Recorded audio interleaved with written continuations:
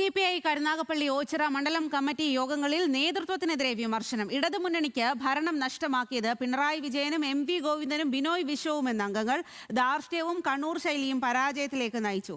CPIM യജമാനനും CPI അടിയാളനും എന്ന ശൈലി. K Rajan ഒഴികെയുള്ള CPI മന്ത്രിമാർ പരാജയമെന്നും കുറ്റപ്പെടുത്തൽ.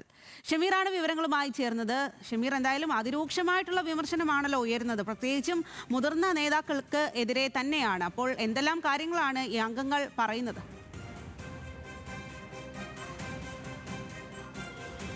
സ്വാതി, ഏറ്റവും പ്രധാനപ്പെട്ട കാര്യം CPM-ൽ ഇത്തരത്തിൽ ചർച്ച നടക്കുമ്പോൾ തന്നെയാണ് CPI-യിൽ അതിരൂക്ഷമായ വിമർശനം പിണറായി വിജയനെതിരെയും അതുപോലെ MV ഗോവിന്ദനെതിരെയും ബിനോയ് വിശ്വത്തിനെതിരെയും ഉയരുന്നത്. ത്രിമൂർത്തികളാണ് പരാജയത്തിൽ പ്രധാനപ്പെട്ട കാരണക്കാർ എന്ന് പറയുന്നു.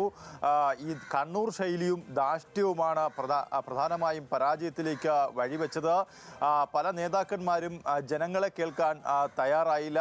ഒപ്പം തന്നെ CPI-ക്ക് വേണ്ട പരിഗണന ഈ മുന്നണിയിൽ ഉണ്ടായില്ല.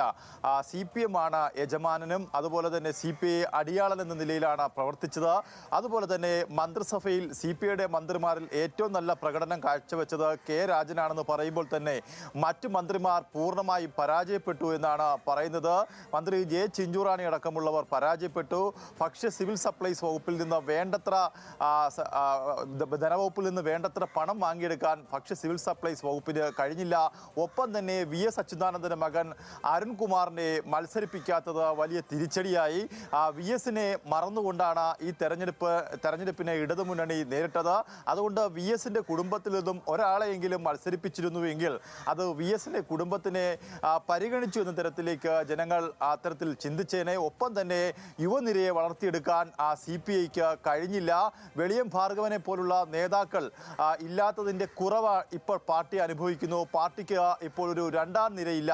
ഒപ്പം തന്നെ അടൂരിൽ മത്സരിച്ച യുവ സ്ഥാനാർത്ഥി, ആ സ്ഥാനാർത്ഥിക്ക് വേണ്ടി പ്രവർത്തിക്കാൻ സംസ്ഥാനത്തിന് ഉടനീളമുള്ള പ്രവർത്തകർ, യുവനിരയിലുള്ള ചുരുക്കം പ്രവർത്തകർ അവിടേക്ക് പ്രവർത്തനം മാറ്റുന്ന രീതി ഉണ്ടായി.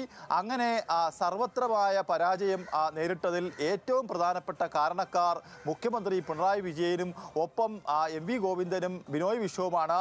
ബിനോയ് വിശ്വം സ്വകാര്യ KSRTC ബസ്സിൽ യാത്ര ചെയ്യുന്നത് ഒഴിച്ച് ലാളിത്യം കാണിച്ചാൽ അതൊഴിച്ച അദ്ദേഹത്തിൻ്റെ മക്കളെ വിദേശത്ത് വെച്ച് പഠിപ്പിച്ചതൊക്കെ തെറ്റായ സന്ദേശമാണ് പാർട്ടിക്കുള്ളിൽ നൽകിയത് എന്നാണ് പറയുന്നത്. ഒപ്പം തന്നെ ചാത്തന്നൂരിലെ പരാജയത്തിൽ GS ജയലാലിനെതിരെ ഒപ്പം GS ജയലാലിൻ്റെ പ്രവർത്തനം ശക്തമായി അവിടെ നടന്നില്ല. ഒരു ഇലക്ഷന് വേണ്ടി പണം പിരിക്കുന്നയാൾ മാത്രമായി GS ജയലാൽ മാറി.